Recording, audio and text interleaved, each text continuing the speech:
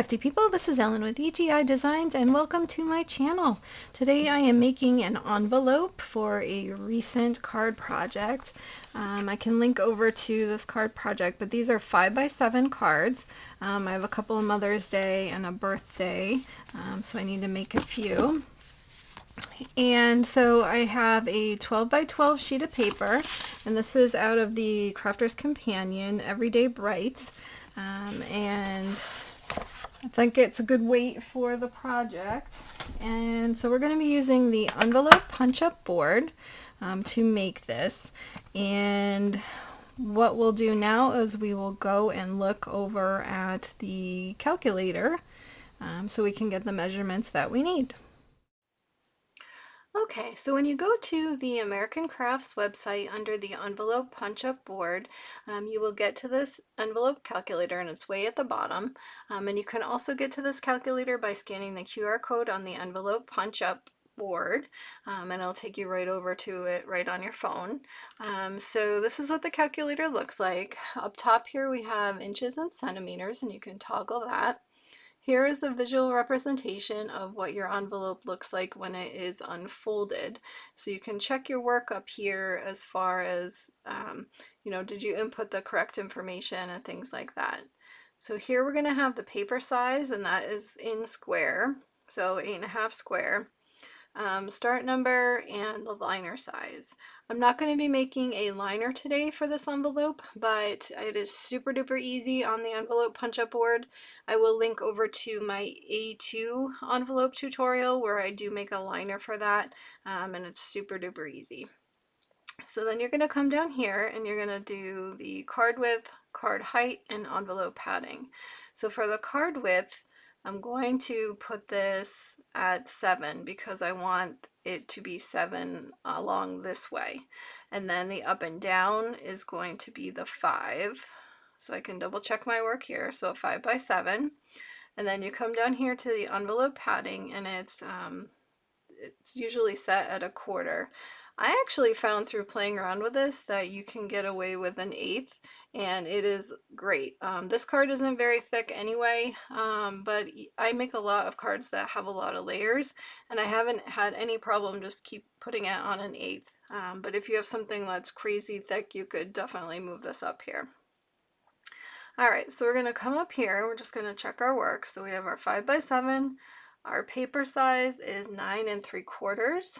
Our start line number is 48, and if we were going to make a liner, that would be 5 3/8 squared.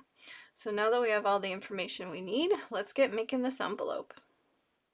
Alright, so now that we know that we need a 9 3/4 square piece, I'm going to bring in my trimmer, and if you have to go bigger than the 8.5, you want to make sure you have a trimmer that can go out. And I like this Spellbinders one. It has the scoring and the blade together. So we're going to go for 9 3/4. And it needs to be 9 3/4 square. So we will get this side as well.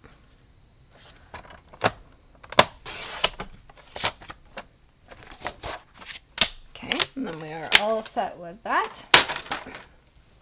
Alright, so on the punch-up board, like I was talking about in the calculator, if you scan this with your phone, it will take you over to the online calculator as well. So you want to take out the scoring tool, and so this is the notch punch if you are making a liner. It is also the corner rounder, and it also makes the little notches on each of the corners on the envelope. Then you have all of these lines on here, and this tells you where you need to start off. So in our case, our start line was 48, which is way down here. So what you want to do is you can put your cardstock in here, and you'll see it becomes easier to see these lines. If you're not able to stick your cardstock under there easily, you can just push this little lever and it kind of lifts it off of the page a little bit. So you want to always make sure that your paper is tight against this ledge up here. That's very important to make sure that you keep things lined up and straight and all of that. So I kind of like to overshoot it a little bit and then come back. So we're looking for start line of 48. And let me move this up so you can see it. So we're right here. Okay. So I'm tight against the top. I have it lined up with the 48. So we're going to punch it. And then I'll show you when I pick this up. But there's a little notch here which shows you where to line that up to score. Immediately next to this plastic guide is a track. So you're just running down right next to this ruler here. Okay, so we have our score line. I don't know if you can try to see it there. So then we are going to rotate this counterclockwise and put this back in against the top. And now what we're doing is we're lining up here. So this edge where this is cut will line up. There's a solid line right there, and you want to line it right up with that solid line. So you're going to punch and score. And we're going to do the same thing, but I just wanted to show you really quick. There's like that solid line there. That's where the track is. And then that little notch, that's the start of the track. So, all right. So once we have that set, we're going to turn it again counterclockwise. We're going to put it in and line that corner up with the solid line again. Punch, score, and now we have one more.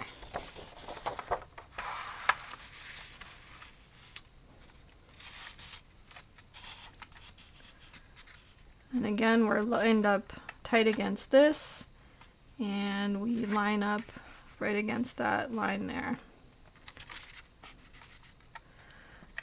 I love the 1, 2, 3 punch board. That's what I usually make my envelopes on, but I wanted to give this a try because there is quite a learning curve, I feel like, with the 1, 2, 3 punch board. And this one is super easy. No problem with the learning curve. Very easy to get good results. As long as you stay against this line here on the top, it's very easy to use. And then I'm just using the corner rounder.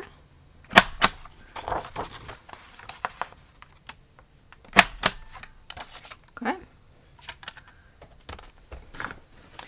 And before I go any further, what I like to do is just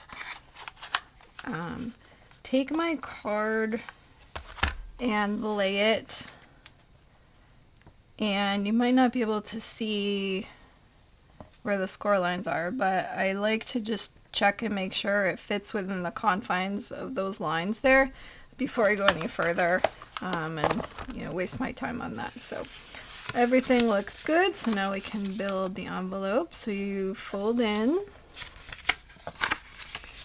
the sides, give that a good burnish with your bone folder. Okay, and then we need to put adhesive on here. So what I like to do is on the bottom flaps I like to use 3/8, and then on the top flap I like to use 1/4 of double-sided tape. And so I'm going to take out my 3/8. So when you, hopefully you can see it, let me see.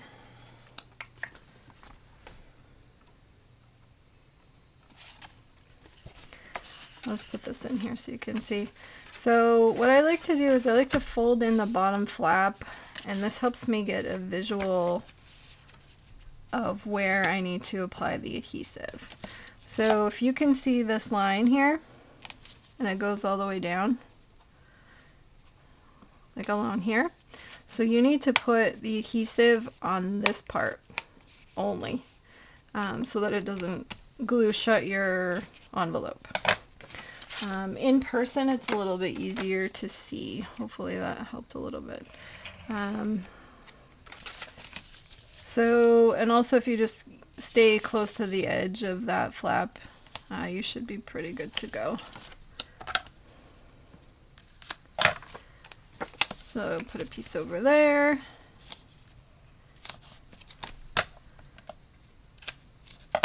Put a piece over there. And then I like to burnish this down. It makes it easier to get the backings off. And then I use just a final weeding tool to get under there and just peel those off.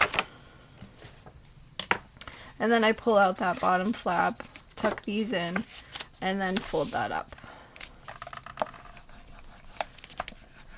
And then varnish that. And then we will do top flap. If I can find the end of the quarter.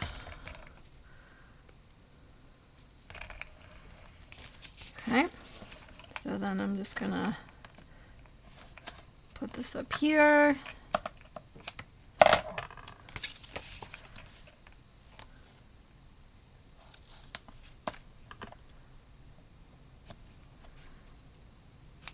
And then I'm kind of paranoid about the mail. I don't know why, but I like to put like a little piece right here, just to give it a little extra sticky.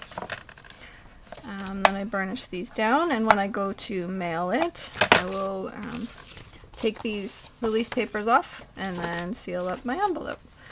So let's just make sure this fits in here, which it does. Perfect, beautiful, right?